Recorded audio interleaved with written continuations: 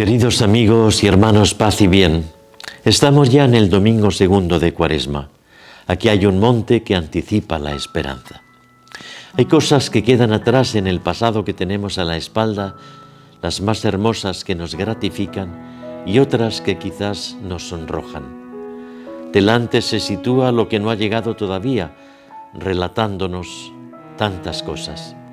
Pero el presente que tenemos entre manos se torna a veces complejo por extraño o cansino por repetitivo. Entonces Dios nos pone en camino para sacudirnos las inercias, despertar las esperanzas y darnos luz y gracia para abrazar en el hoy lo que se nos presenta como cotidiano desafío. Y nos sorprende con un alto en el camino en el que se nos desvela el anuncio de lo que nos aguarda. Así fue el monte Tabor con Pedro, Santiago y Juan.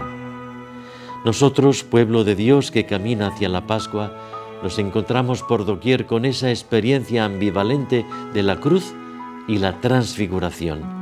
Momentos gloriosos y resplandecientes de luz que nos gustaría retener y momentos también duros y difíciles que nos gustaría poder borrar. Andamos también nosotros como aquellos 3 discípulos, sin entender tantas veces y asustados una buena mayoría. Se nos impone ver cada día como una realidad tan tejida de dolor, guerras, violencias, injusticias, corrupciones, soledades, sufrimientos. Dios quiere anticiparnos un reflejo de su Pascua resucitada.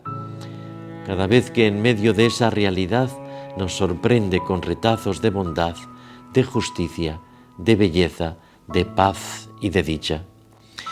Vivamos la realidad sin hundirnos por sus momentos oscuros y sin apropiarnos de los resplandecientes de blancura.